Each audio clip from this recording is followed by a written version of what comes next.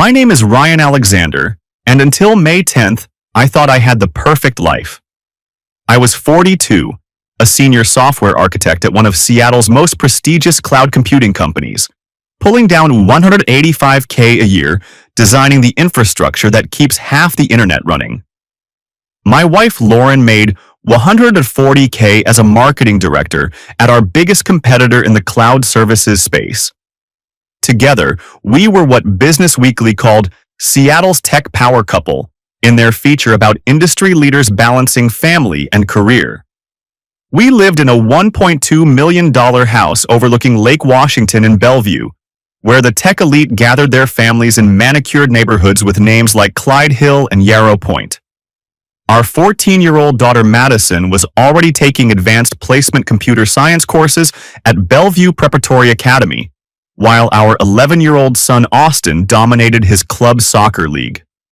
We belonged to the Bellevue Country Club, drove matching Tesla Model S sedans, and had investment portfolios that most people could only dream about. 16 years of marriage. 2 beautiful, brilliant children. Careers at the apex of the technology industry. A social circle that included CEOs, venture capitalists, and startup founders who appeared on magazine covers. We had achieved everything we'd planned when we were young software engineers sharing a cramped apartment in Capitol Hill, dreaming of the day we'd make it in tech. The irony wasn't lost on me that Lauren and I worked for competing companies. She managed enterprise accounts for Cloudflow services, while I architected core infrastructure for data vault systems. In the cutthroat world of cloud computing, where industrial espionage and talent poaching were daily occurrences, we'd become something of a novelty, the married couple who could work for rivals without compromising either company's secrets. At least that's what I believed. The tech industry runs on trust, paradoxically. You trust your colleagues with access to systems worth billions. You trust your partners to keep confidential information confidential. You trust that the people closest to you won't use their privileged position to destroy everything you've built. That Friday morning in May started like any other. I was working from home, debugging a critical deployment for our new Asia-Pacific data centers. The coffee was strong, the code was cooperating, and I had that satisfying feeling of solving complex problems that had drawn me to software architecture in the first place. Lauren had driven down to Portland for what she called an important investor summit. These events had become increasingly frequent over the past 6 months. Weekend trips to meet with venture capital firms, evening stakeholder entertainment sessions, late nights at portfolio company presentations. I admired her dedication to building relationships in the investment community. Cloudflow was expanding rapidly, and Lauren's ability to cultivate connections with VCs and their portfolio companies had earned her substantial commissions and industry recognition. "I'm driving down Thursday night," she'd told me over breakfast that morning, checking her iPhone while sipping her usual oat milk latte. "The summit runs all day Friday, then there's a dinner for keynote speakers. I'll be back Saturday afternoon." "Drive safe," I'd said, kissing her forehead. "Madison has her robotics competition this weekend, remember?" "Already on my calendar." She'd smiled that confident smile that had first attracted me when we were both junior developers at a long-defunct startup. I wouldn't miss it. Now, 3 hours into my work session, my phone rang. Lauren's number appeared on the display. "Hey," I answered, not looking up from my code editor. "How's Portland treating you?"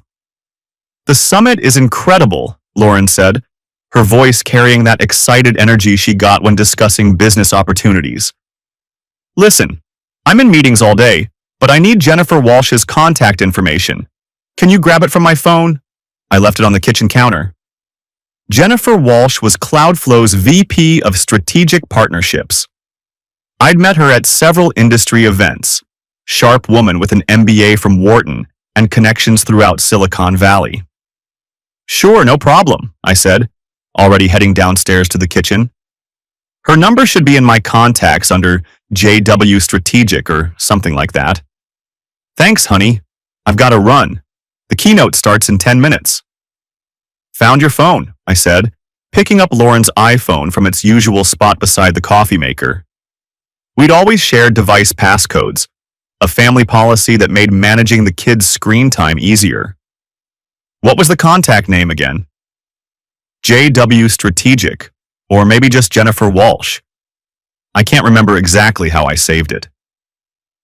I typed in Lauren's passcode, Madison's birthday followed by Austin's jersey number, and the phone unlocked. In my hurry to find the Contacts app, my thumb accidentally tapped the voicemail icon instead.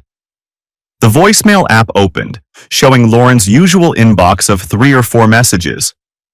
But what caught my attention was a folder I'd never noticed before. Saved messages. Curiosity got the better of me. Lauren had never mentioned saving voicemails.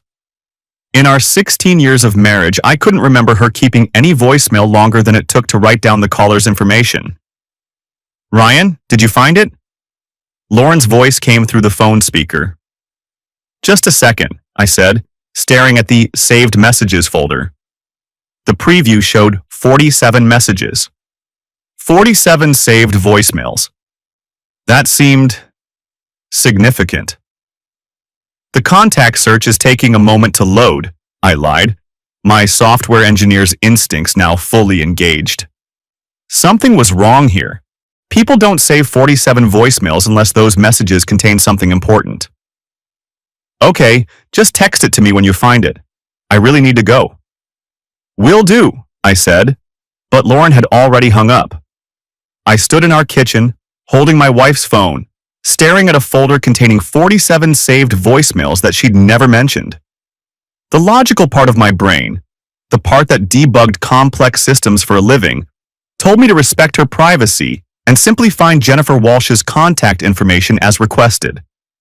The husband part of my brain, the part that had been married to Lauren for 16 years, wondered what kind of voicemails were important enough to save, but not important enough to mention to your spouse. I tapped the Saved Messages folder. The list of saved voicemails appeared, all from the same contact. BP. BP. I didn't recognize those initials. The messages were dated chronologically, with the oldest from 8 months ago and the most recent from 3 days earlier. Wednesday, the day before Lauren left for Portland. My finger hovered over the first message. Everything I'd been taught about trust and privacy told me to stop here. I should close the voicemail app, find Jennifer Walsh's contact information, send it to Lauren, and get back to my deployment debugging. Instead, I pressed play on the oldest saved message. A man's voice filled the kitchen, warm and intimate in a way that made my stomach clench. Good morning, beautiful. I'm sitting in my office thinking about yesterday's meeting and how amazing you looked presenting to the board. I can't concentrate on anything except the way you smiled when I walked you to your car afterward. Call me when you get this. The message ended.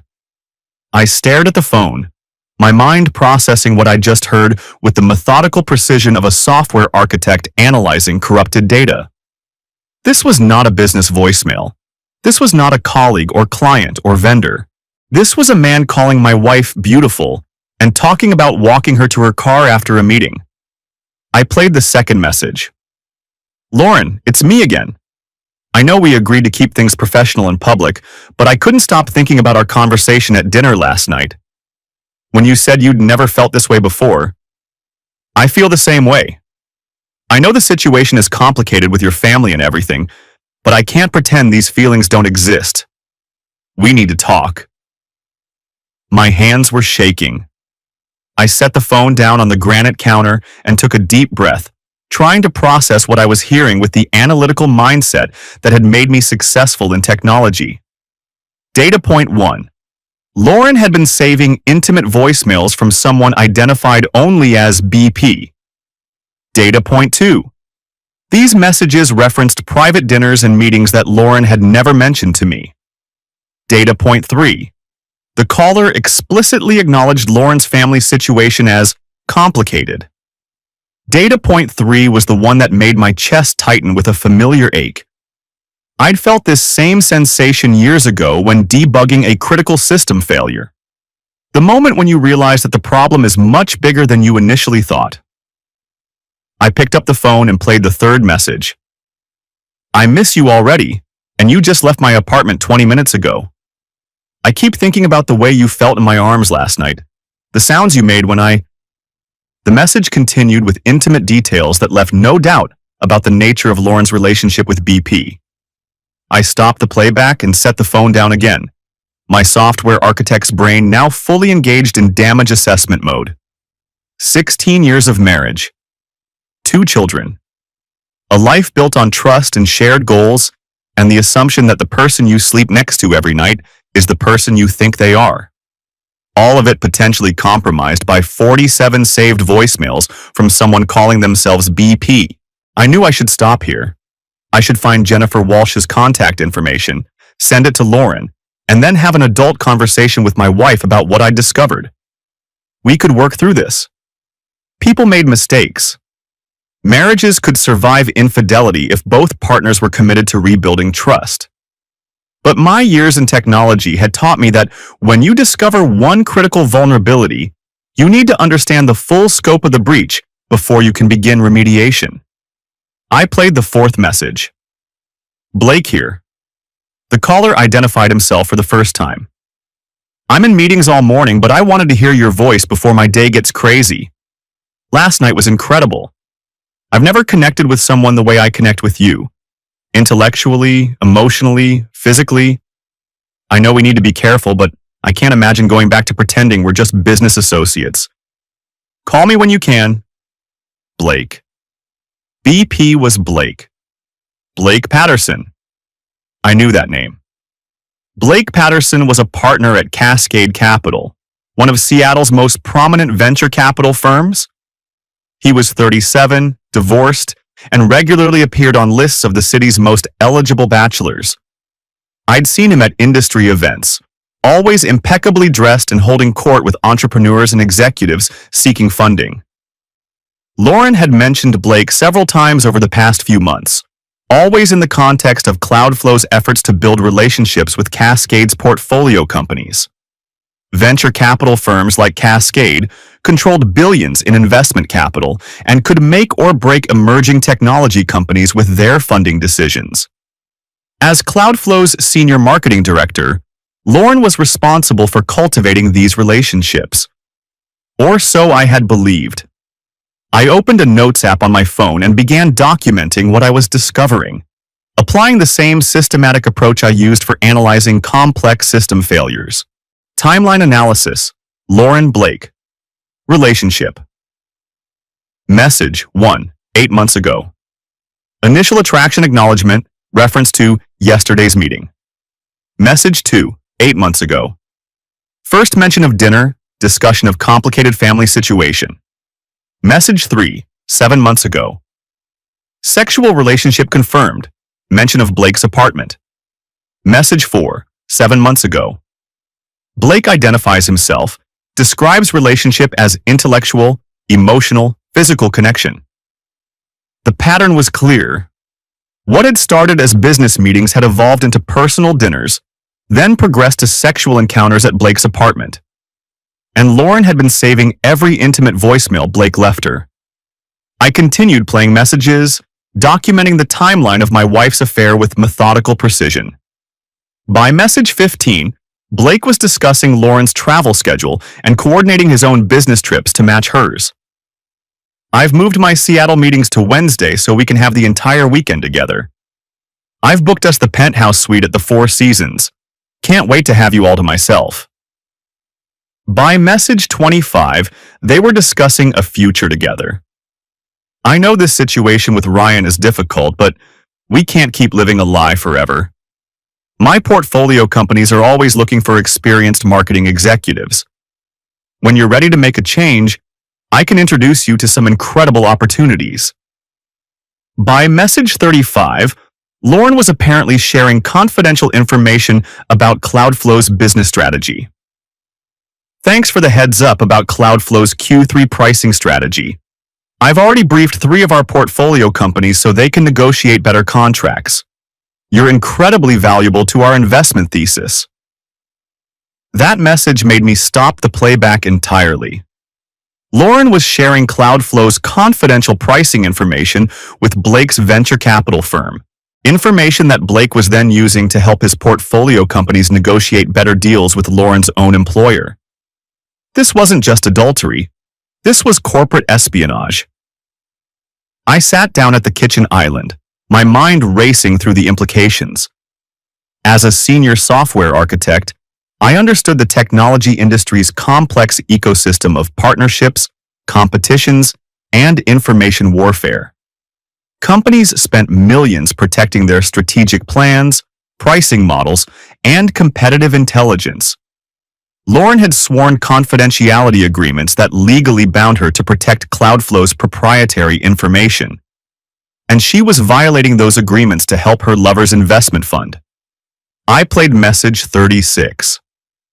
The roadmap you shared for Cloudflow's next-generation storage platform is fascinating, Blake's voice said. I've passed it along to our enterprise software team. They think 3 of our portfolio companies could potentially compete in that space if they move quickly. You're helping us make incredibly informed investment decisions.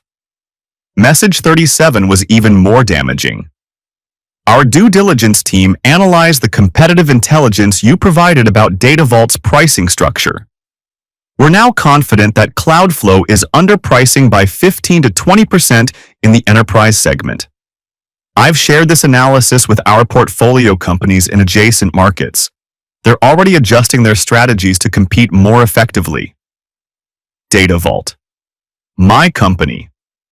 Lauren was sharing information about my employer's pricing with Blake's venture capital firm.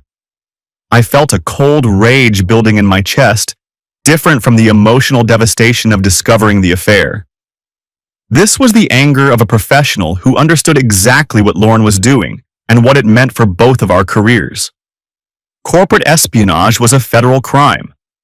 The theft of trade secrets could result in criminal charges under the Defend Trade Secrets Act. If the SEC determined that Blake was trading on material non-public information provided by Lauren, both of them could face securities fraud charges.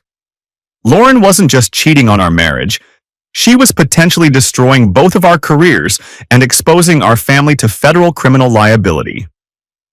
I played the most recent message, left 3 days ago. I'm counting the hours until you're back from Portland, Blake's voice said. This weekend feels like the perfect time to have the conversation we've been avoiding. I've spoken with my partners about bringing in a marketing director for our portfolio companies. The compensation package would be significantly higher than what you're making at Cloudflow. We could finally stop hiding our relationship and build a life together. I know asking you to leave Ryan and the kids is complicated, but we both know this is inevitable. I love you, Lauren. I want us to be together permanently. The message ended. I set the phone down and stared at it for several minutes, processing what I just learned. Lauren wasn't in Portland for a Cloudflow investor summit. She was in Portland with Blake, discussing leaving our marriage and taking a job with his venture capital firm. These stakeholder entertainment sessions of the past 6 months hadn't been business networking. They'd been romantic encounters with a man who was using Lauren to gain corporate intelligence while planning to recruit her away from her current employer. I walked to my home office and opened my laptop, my software architect's training taking over. When you discover a security breach, you document everything before taking any remedial action. You analyze the scope of the compromise, identify all affected systems, and develop a comprehensive response plan. I started with Blake Patterson's background. A quick LinkedIn search confirmed what I already knew. He was a partner at Cascade Capital, focused on enterprise software investments. His portfolio included several companies that competed directly with both Cloudflow and Data Vault. His investment firm managed over $800 million in assets. Next, I researched the legal implications. The Defend Trade Secrets Act of 2016 made the theft of trade secrets a federal crime punishable by up to 10 years in prison and substantial fines. The Securities Exchange Act prohibited trading on material non-public information, with criminal penalties including fines and imprisonment. Lauren and Blake weren't just having an affair. They were potentially committing federal crimes that could destroy both of their careers and expose them to criminal prosecution. I spent the next hour creating a comprehensive timeline, cross-referencing Blake's voicemails with Lauren's travel schedule from our shared Google Calendar. The correlation was perfect. Every Cloudflow business trip coincided with intimate messages from Blake. Every investor relations dinner matched up with voicemails discussing their sexual encounters.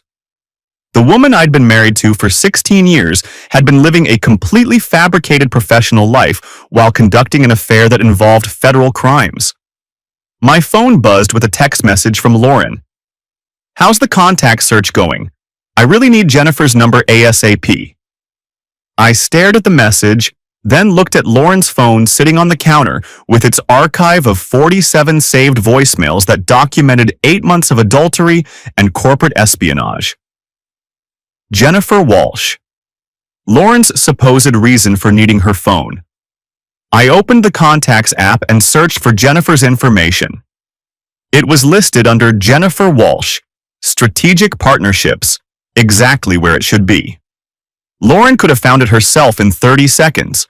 She'd asked me to access her phone for a contact she could have easily located herself, while she was supposedly in Portland at a Cloudflow event that probably didn't exist, having an affair with a venture capitalist who was using her to commit corporate espionage. I took a screenshot of Jennifer's contact information and texted it to Lauren. Then I returned to Blake's voicemails and played the entire archive again, this time taking detailed notes about every piece of confidential information Lauren had shared. By my count, Lauren had provided Blake's firm with Cloudflow's Q3 and Q4 pricing strategies for enterprise accounts, detailed competitive analysis of Data Vault's pricing structure, Cloudflow's 3-year product roadmap for next-generation storage platforms, internal assessments of market opportunities in the Asia-Pacific region, confidential client lists, and contract terms for major enterprise accounts. The value of this information to a venture capital firm making investment decisions in the cloud computing space was substantial. Blake's firm could use Lauren's intelligence to help their portfolio companies compete more effectively, negotiate better contracts, and identify market opportunities. And Lauren was sharing this information while planning to leave her marriage and take a job with Blake's firm. I opened a new document and began drafting a comprehensive report of my findings, treating the situation like any other critical system security breach. I documented the timeline, the evidence, and the potential legal and professional implications. Then I called Michael Torres, a family law attorney who'd handled several high-profile tech industry divorces. Michael's office was in downtown Bellevue, and he understood the complex financial and professional issues that affected technology executives. "Ryan," Michael said when his secretary connected the call. "Good to hear from you. How are Lauren and the kids?" "That's actually why I'm calling," I said. "I need to schedule a consultation as soon as possible. It's urgent." Michael's tone shifted to professional concern. "What's going on?" "I've discovered that Lauren is having an affair with a venture capitalist named Blake Patterson. But the situation is more complicated than simple adultery. Lauren appears to be sharing confidential corporate information with Blake's firm. We may be looking at federal crimes in addition to marriage problems." "I see." Michael was quiet for a moment. "Can you be in my office this afternoon? And Ryan, don't discuss this with Lauren until we've had a chance to review the evidence and develop a strategy." "I'll be there at 3. Bring everything you've documented. And Ryan, if there's potential federal involvement, we'll need to be very careful about how we proceed." I spent the rest of the morning creating a comprehensive evidence package. Screenshots of every voicemail transcript, a timeline correlating Blake's messages with Lauren's travel schedule, research on the legal implications of corporate espionage and securities fraud. By the time I drove to Michael's office, I had a 40-page document that laid out the full scope of Lauren's relationship with Blake Patterson and its potential legal consequences. Michael Torres was 53 years old, with gray hair and the calm demeanor of someone who'd seen every possible variation of human relationship failure. His office overlooked Lake Washington, with floor-to-ceiling windows that provided a view of the same lake our house overlooked from the opposite shore.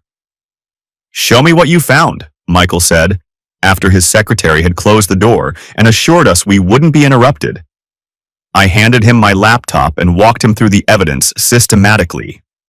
Blake's voicemails, the timeline of the affair, the corporate information Lauren had shared, the potential federal crimes.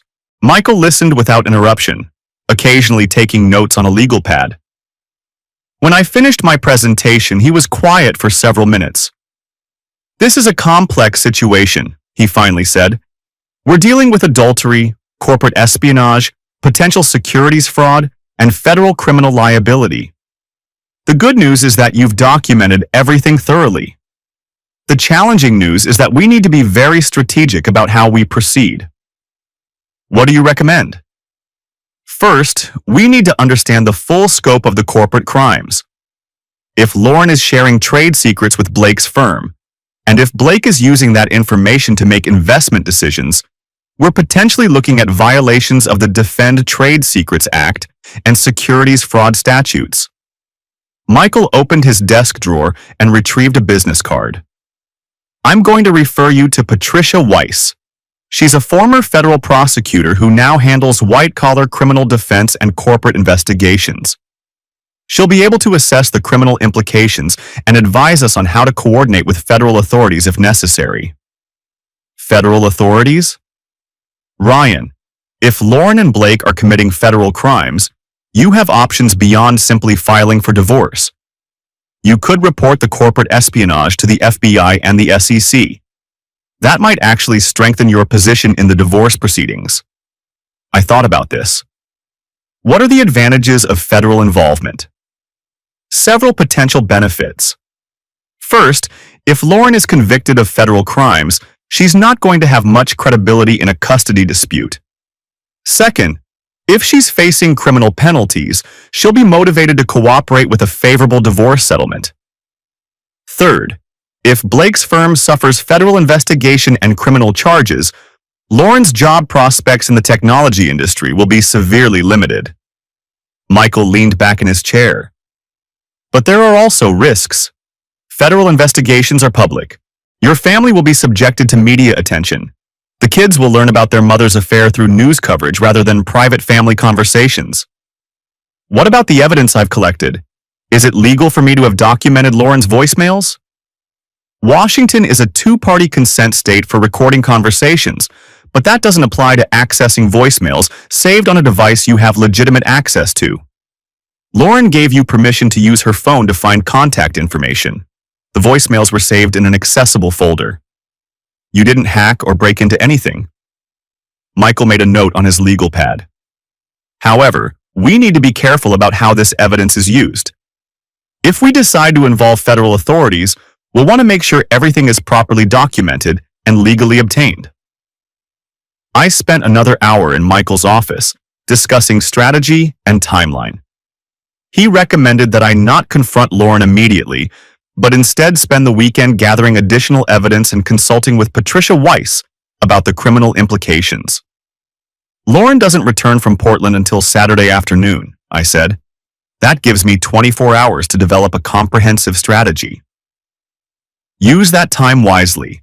Document everything. Preserve all evidence.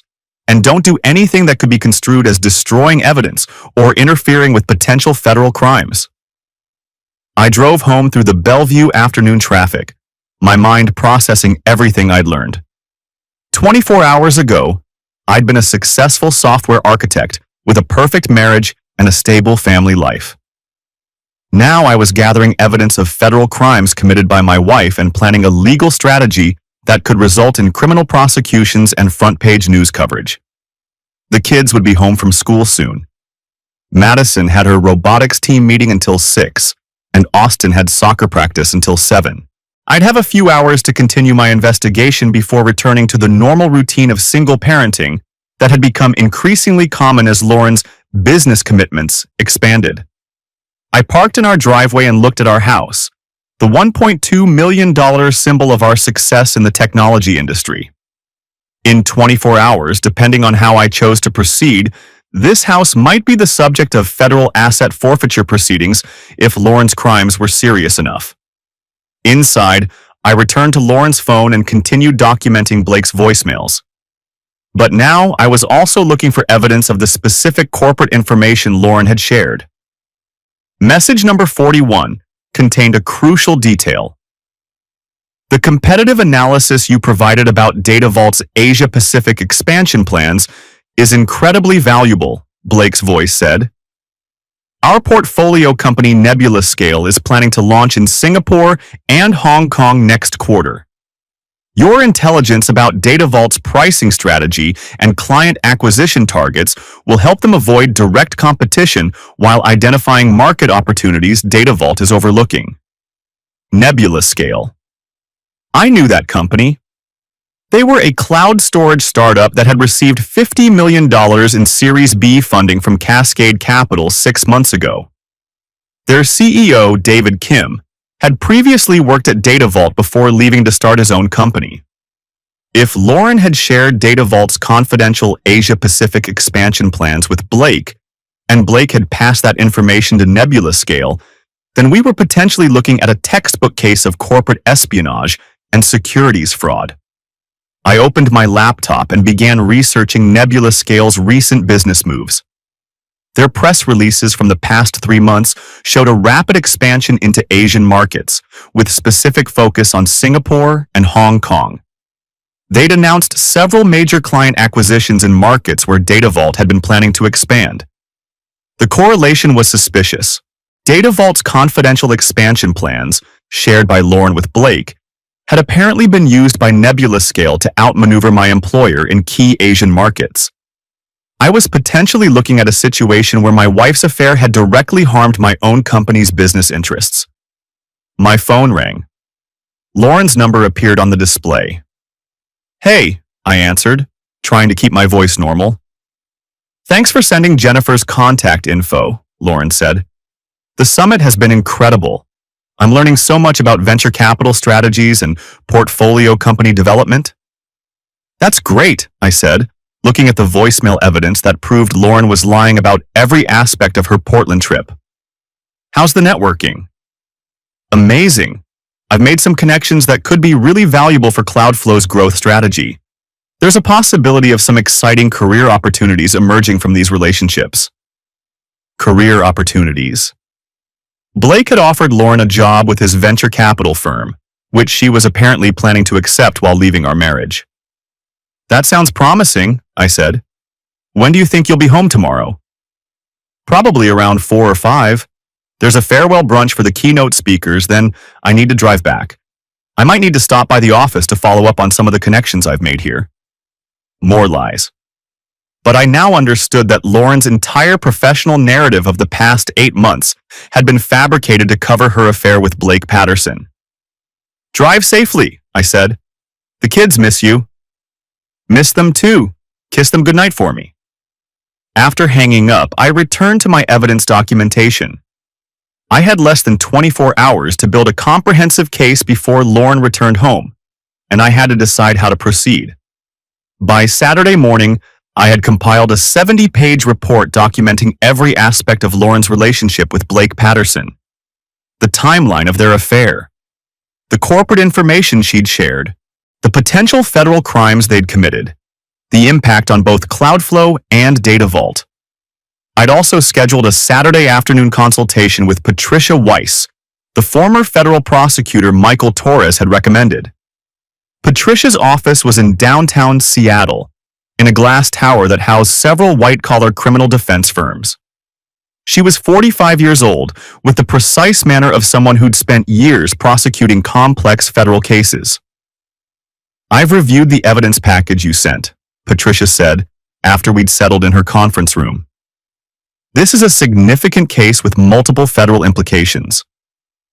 She opened a thick folder containing printed copies of my documentation. "Let's start with the corporate espionage issues. Your wife has clearly shared material non-public information belonging to Cloudflow with Blake Patterson's venture capital firm. Under the Defend Trade Secrets Act, this constitutes theft of trade secrets if the information derives economic value from not being generally known. Patricia pulled out a legal pad and began sketching a timeline. Cloudflow's pricing strategies, product roadmaps, and competitive intelligence clearly derive economic value from secrecy. Lauren's sharing of this information with Cascade Capital and Blake's use of that information to help portfolio companies constitutes a federal crime. What about the securities fraud implications? That's where it gets more complex. If Blake made investment decisions based on material non-public information provided by Lauren, and if those decisions resulted in profits for his firm, we're potentially looking at insider trading violations. Patricia showed me a chart depicting the legal framework for securities fraud prosecutions. The challenge is proving that Blake's investment decisions were directly influenced by Lauren's information. But given the timing correlation between Lauren's intelligence sharing and Cascade's portfolio company moves, I think federal prosecutors would be very interested in this case. What would happen if I reported this to federal authorities? Several agencies would likely get involved. The FBI would investigate the corporate espionage aspects. The SEC would examine potential securities violations. If the investigation substantiates criminal activity, federal prosecutors would decide whether to file charges. Patricia leaned back in her chair. But before we discuss federal reporting, I need to understand your goals. Are you primarily interested in protecting yourself and your family from legal liability? Are you seeking to maximize your advantage in divorce proceedings? Or are you motivated by seeing justice done for the corporate crimes? I thought about her question. All of the above, I think. I want to protect my kids and myself. I want a favorable divorce outcome. And I'm genuinely outraged that Lauren and Blake think they can commit federal crimes without consequences. Then federal reporting is probably your strongest strategy. If Lauren is facing criminal charges, she'll be highly motivated to cooperate with a favorable divorce settlement. If Blake's firm is under federal investigation, Lauren's job prospects in the tech industry will be limited. And if you're seen as the victim who reported corporate crimes, your professional reputation will be enhanced rather than damaged. Patricia pulled out another document. However, there are timing considerations. Once you report to federal authorities, you lose control of the investigation timeline. Federal cases can take months or years to resolve.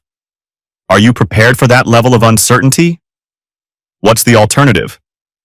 You could confront Lauren directly and negotiate a private settlement, threaten to report the federal crimes unless she agrees to favorable divorce terms. That would be faster but potentially less effective if Lauren calls your bluff. I considered both options. The software architect in me preferred the systematic approach of federal investigation, while the husband and father in me wanted to resolve the situation quickly and privately. I think I want to pursue federal reporting, I said, but I'd like to confront Lauren first and give her a chance to cooperate voluntarily. That's risky. If you confront Lauren and she doesn't cooperate, she might take steps to destroy evidence or coordinate with Blake to cover up their crimes. What if I confront her with such overwhelming evidence that denial is impossible? Force her to understand that cooperation is her only option? Patricia considered this. It could work, but you'd need to be very careful about timing and approach. And you'd need to be prepared to follow through with federal reporting if she doesn't cooperate. I spent another hour with Patricia, developing a strategy for confronting Lauren and potentially reporting to federal authorities. By the time I left her office, I had a clear plan for the next 24 hours. Lauren would return home Sunday afternoon. I would wait until the kids were in bed, then present her with the complete evidence package. I would offer her the opportunity to cooperate with a voluntary divorce settlement and resignation from Cloudflow. If she refused, I would report the federal crimes Monday morning. The rest of Saturday evening passed normally. Madison returned from her robotics competition with a second-place trophy for autonomous vehicle programming. Austin scored 2 goals in his soccer game. We ordered pizza, watched a Marvel movie, and maintained the family routine that Lauren's absence had made increasingly common. Sunday morning, I took the kids to breakfast at our usual spot in downtown Bellevue, then spent the afternoon reviewing my evidence one final time. Every voicemail transcript, every timeline correlation, every piece of corporate intelligence Lauren had shared with Blake. By the time Lauren's Tesla pulled into our driveway at 4:30 Sunday afternoon, I was ready. "Dad, Mom's home," Austin shouted from the living room window. I watched Lauren get out of her car, pulling her overnight bag from the trunk. She looked relaxed and happy in a way I hadn't seen in months. 8 months of lies and federal crimes had apparently agreed with her. She walked through the front door with a bright smile, kissing both kids and asking about their weekend activities. The perfect performance of a devoted mother returning from a business trip. "How was Portland?" I asked, accepting her kiss on the cheek. "Incredibly productive. I made some connections that could really change our trajectory in the venture capital space. Cloudflow is going to benefit enormously from the relationships I built this weekend." More lies. But I now understood that Lauren's entire professional narrative was fabricated. "That's wonderful," I said. "The kids and I missed you." "Missed you too." Lauren's smile seemed genuine, which made everything worse. "I brought back some local chocolates from that place downtown Portland is famous for." We spent the evening in normal family routine. Dinner together, homework supervision, bedtime stories. Lauren participated enthusiastically in everything, showing no signs of guilt or concern about her 8-month affair and ongoing federal crimes. At 10 o'clock, after both kids were asleep, I suggested we talk in my home office. "Sure," Lauren said, still in a good mood from her Portland trip. "I'd love to tell you more about the summit and the opportunities I'm exploring." We sat down in my office, Lauren in the comfortable chair across from my desk. She looked beautiful and relaxed, the successful marketing executive who'd built a stellar career in the competitive technology industry. I opened my laptop and turned the screen toward her. "Before you tell me about Portland," I said, "I need to show you something I discovered Friday morning." The screen displayed the first page of my evidence report. Corporate espionage and securities fraud. The Lauren Alexander Blake Patterson investigation.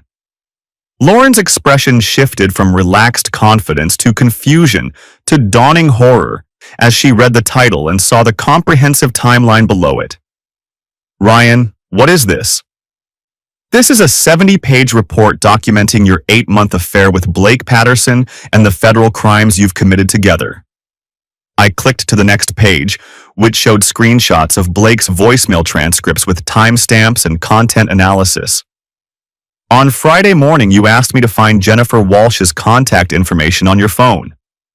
When I accessed your voicemail app, I discovered 47 saved messages from Blake Patterson spanning 8 months. Lauren's face had gone pale. "Ryan, I can explain. I've already consulted with 2 attorneys and documented everything thoroughly.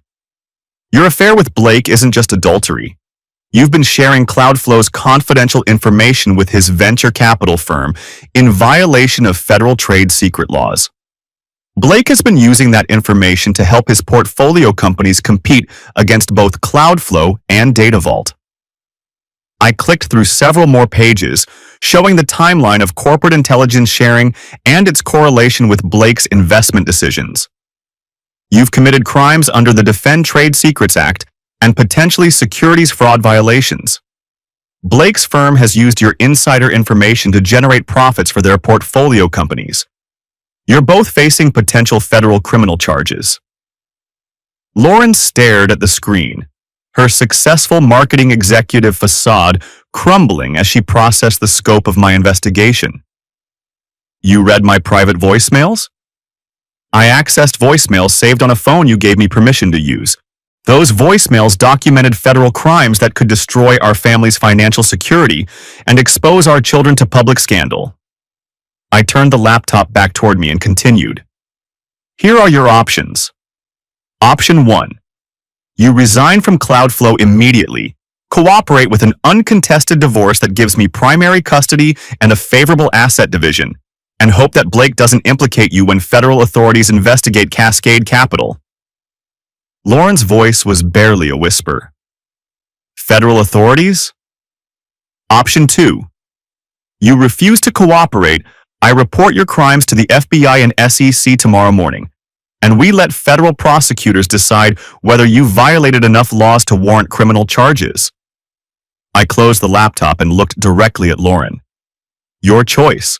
But understand that your affair with Blake Patterson is over. Your career at Cloudflow is over. And our marriage is over. The only question is whether you want to handle this privately or publicly. Lauren was crying now, not the controlled tears of someone seeking sympathy, but the desperate sobbing of someone who understood that her entire life was collapsing. Ryan, please. The kids will be fine. They'll live primarily with me, attend the same schools, maintain the same routines. They'll be protected from the worst of this mess if you cooperate. If you don't cooperate, they'll read about their mother's federal crimes in the Seattle Times. I stood up from my desk. You have until tomorrow morning to decide. If you choose to cooperate, you'll resign from Cloudflow, move out of this house, and begin divorce proceedings that prioritize our children's welfare. If you choose not to cooperate, I'll be at the FBI field office when it opens at 8 a.m. Lauren looked up at me, her face streaked with tears and makeup. How long have you known? Since Friday morning. I've spent the entire weekend consulting with attorneys and federal prosecutors, building a case that could send both you and Blake to federal prison. Federal prison? Trade secret theft is punishable by up to 10 years in federal prison. Securities fraud carries similar penalties. Your 8 months of romantic voicemails provide prosecutors with everything they need to prove intent and conspiracy. I walked toward the office door. I'll sleep in the guest room tonight. Tomorrow morning you'll tell me your decision. Then we'll proceed accordingly. I left Lauren crying in my office and went upstairs to pack an overnight bag. The next phase of this situation would require careful timing and strategic thinking. But for tonight, the software architect who discovered his wife's federal crimes felt a strange sense of satisfaction. I'd identified the security breach, documented the evidence, and developed a comprehensive response plan. The system failure that was my marriage would be resolved with the same methodical precision I applied to any complex technical problem. Monday morning, Lauren chose to cooperate. She submitted her resignation to Cloudflow that afternoon, citing personal family considerations that require my immediate attention. She moved out of our house on Tuesday, taking only personal belongings and leaving behind the luxury lifestyle we'd built together. On Wednesday, I filed for divorce in King County Superior Court, seeking primary custody and an equitable distribution of assets that reflected Lauren's dissipation of marital resources on her affair. On Thursday, I received a call from FBI Special Agent Sarah Martinez. Mr. Alexander, I understand you may have information about corporate espionage involving trade secret theft in the technology industry. Yes, I said. I have substantial evidence that my wife and her associate have been violating federal trade secret laws for the past 8 months. We'd like to schedule an interview to discuss this evidence. Are you available to come to our field office this week?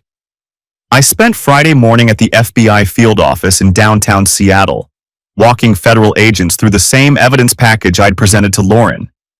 Special Agent Martinez and her team were particularly interested in the correlation between Lauren's intelligence sharing and Blake Patterson's investment decisions. This is exactly the type of corporate espionage case we prioritize, Agent Martinez told me. The technology industry is a critical component of national economic security. When insiders steal trade secrets to benefit foreign or domestic competitors, it undermines American technological leadership. What happens next? We'll open a formal investigation. We'll analyze the evidence you've provided and likely seek additional documentation from both Cloudflow and Cascade Capital.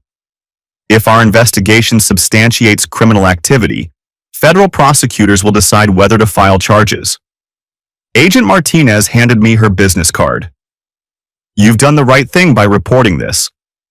Corporate espionage causes billions in economic damage annually. Citizens who report these crimes help protect American technological competitiveness. 2 weeks later, news of the FBI investigation appeared in the Seattle Times business section. Federal agents investigate venture capital firm for alleged corporate espionage, read the headline, with a subheading mentioning trade secret theft in the cloud computing industry. Blake Patterson's name wasn't mentioned in the initial coverage, but within days the tech industry rumor mill had identified both Blake and Lauren as targets of the federal investigation. Cloudflow's stock price dropped 3% on news that a former employee had allegedly shared trade secrets with competitors. Cascade Capital's investors began withdrawing funds as the SEC opened a parallel investigation into potential securities violations. Lauren's name appeared in subsequent news coverage as a former Cloudflow marketing director who allegedly provided confidential information to venture capital partners. The Seattle tech community, which thrived on gossip and insider information, quickly identified Lauren as the source of the leak. 3 months later, Blake Patterson resigned from Cascade Capital to pursue other opportunities. The venture capital firm disclosed to investors that it was cooperating with federal investigations and had implemented enhanced compliance procedures to prevent future violations. 6 months later, Lauren pleaded guilty to a federal misdemeanor charge of conspiracy to commit trade secret theft. She received 18 months of probation, community service, and a $50,000 fine. The plea agreement included a provision barring her from employment in the technology industry for 5 years. Blake's case took longer to resolve. Federal prosecutors eventually charged him with securities fraud and trade secret theft based on evidence that his investment decisions had been influenced by Lauren's confidential information. He pleaded guilty to federal felony charges and received 2 years in federal prison, followed by 3 years of supervised release. Cascade Capital dissolved 6 months after Blake's conviction, with remaining assets distributed to investors who sued the firm for management failures that enabled the corporate espionage scheme. My divorce from Lauren was finalized 8 months after I discovered her voicemails. I received primary custody of Madison and Austin, the house in Bellevue, and a favorable division of our investment assets. Lauren's legal fees and federal fines had consumed most of her savings, leaving her financially dependent on a part-time consulting job that complied with her employment restrictions. The technology industry treated me as a hero rather than a victim. My willingness to report corporate espionage, despite the personal cost, enhanced my professional reputation. Data Vault promoted me to principal architect with a substantial salary increase. I became a sought-after speaker at cybersecurity conferences, discussing the intersection of personal ethics and professional responsibility. 2 years after the investigation began, I met Dr. Amanda Foster at a tech industry conference where we were both speaking about cybersecurity best practices. Amanda was the chief security officer at a major Seattle-based software company, with a PhD in computer science and a track record of building security programs for high-growth technology firms. Our relationship developed slowly, built on shared professional values and mutual respect for each other's integrity. Amanda understood the technology industry's competitive pressures and ethical challenges. She appreciated that I'd chosen principle over personal convenience when confronted with evidence of federal crimes. We were married 18 months later in a small ceremony overlooking Puget Sound, with Madison and Austin serving as our official witnesses. Amanda brought her own professional success and ethical compass to our relationship, creating a partnership based on trust and shared values rather than financial convenience. 5 years after discovering Lauren's voicemails, I founded Alexander Security Solutions, a cybersecurity consulting firm specializing in protecting technology companies from corporate espionage and insider threats. My experience with the Lauren Blake investigation had taught me how quickly trusted insiders could compromise corporate security and commit federal crimes. Madison graduated from high school as valedictorian and enrolled at Stanford University to study computer science and cybersecurity. She'd chosen to follow my example of using technology to protect rather than exploit. Austin, now 16, had developed into an exceptional student and athlete with early admission offers from several universities. Lauren eventually found work as a marketing coordinator for a nonprofit organization, a significant step down from her previous role as a senior technology executive. She maintained minimal contact with the children, her federal conviction and professional disgrace having effectively ended her influence in their lives. Blake Patterson served his full federal prison sentence and was released to supervised probation. His conviction barred him from working in the securities industry, and his reputation in the venture capital community was permanently destroyed.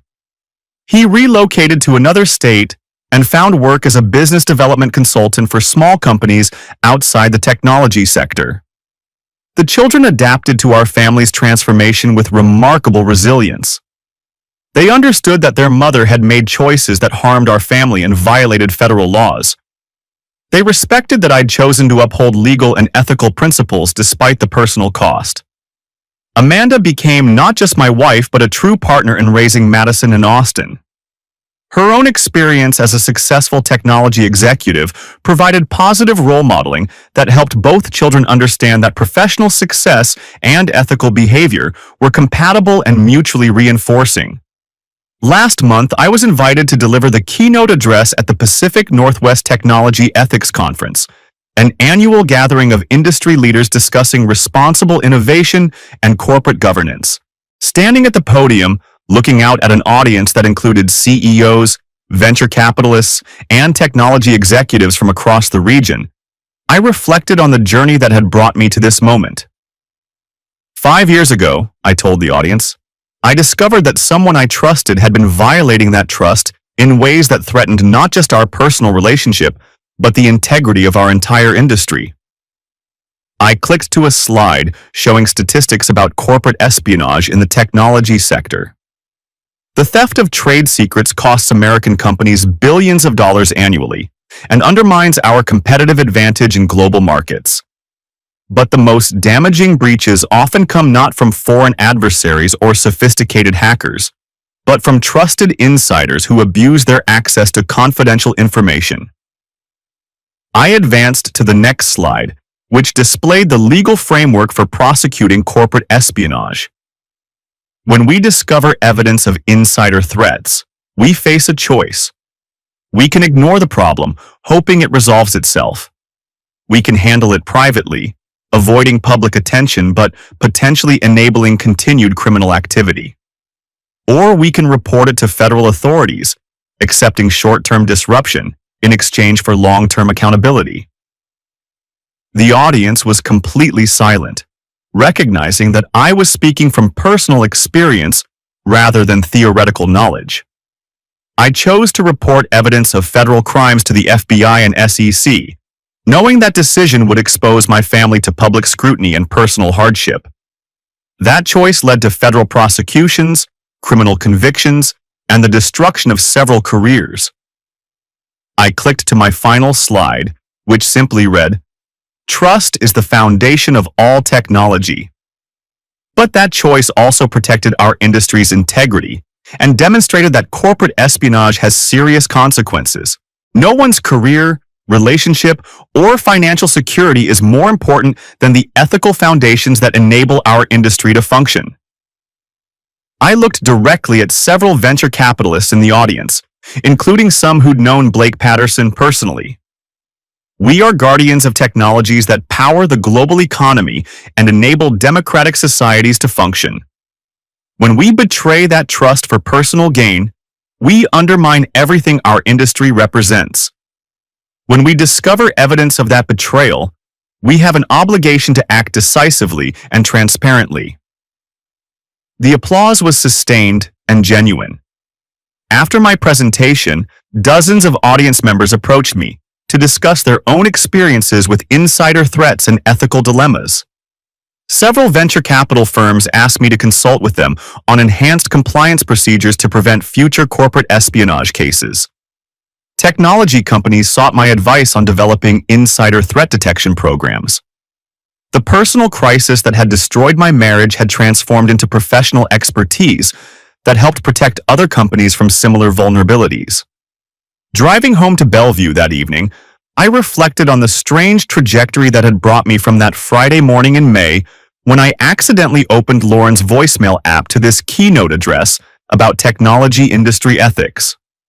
The software architect who discovered 47 saved voicemails documenting federal crimes had become a recognized expert in corporate security and insider threat detection.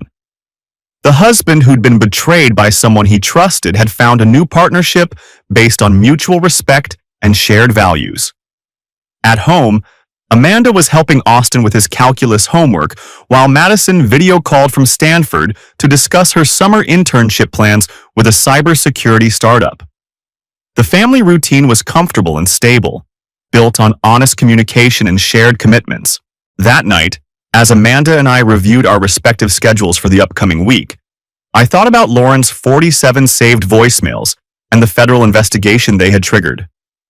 Those voicemails had revealed not just adultery, but a systematic pattern of corporate espionage that threatened both of our careers and violated federal laws. Discovering them had forced me to choose between personal convenience and professional integrity. The choice had been difficult, but ultimately straightforward. Trust, once broken, can't be restored through willful ignorance or private accommodation. Corporate crimes require accountability through legal consequences. 5 years later, the system failure that had been my marriage had been resolved with the same methodical precision I applied to any complex technical problem. The evidence had been preserved, the investigation had been thorough, and the response had been comprehensive. The saved voicemails were gone now, deleted from Lauren's phone as part of the evidence preservation process during the federal investigation. But their impact continued to influence my professional work and personal life in ways I was still discovering. Trust, I'd learned, was indeed the foundation of all technology. And when that foundation was compromised, the most sophisticated response was often the simplest. Document the breach, report the crimes, and rebuild with partners who shared your commitment to integrity.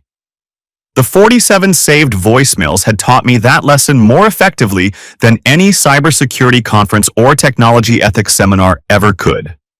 Sometimes the most important security vulnerabilities are discovered not through sophisticated monitoring systems or advanced threat detection algorithms, but through accidental access to information that was never intended to be secret. And sometimes the most effective response to those discoveries is the one that requires the most courage. Telling the truth, accepting the consequences, and trusting that ethical behavior ultimately creates more opportunities than it destroys. In the end, Lauren's saved voicemails had revealed far more than an affair. They'd exposed the difference between people who view trust as a constraint to be circumvented and people who view trust as a foundation to be protected.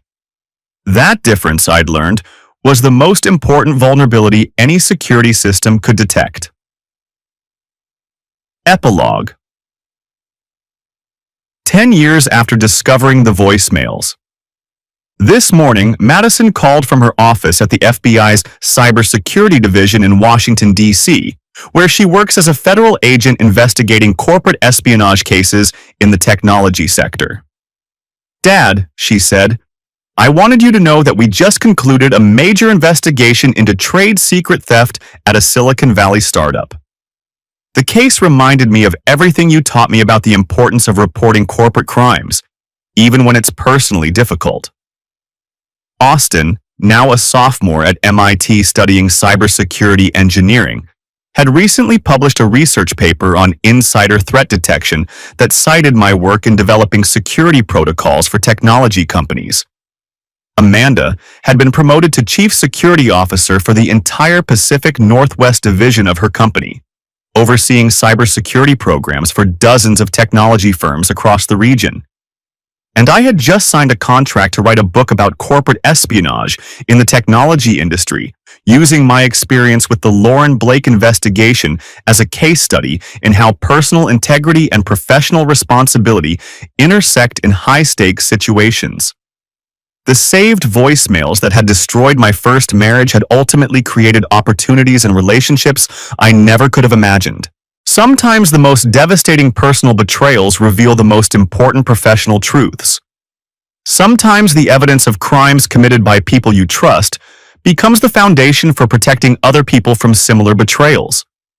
And sometimes the choice to do the right thing, despite the personal cost, creates a legacy that extends far beyond the immediate consequences of that decision. The 47 saved voicemails were gone, but their impact would continue for generations. Trust, once properly rebuilt, could indeed become the foundation for technologies that change the world.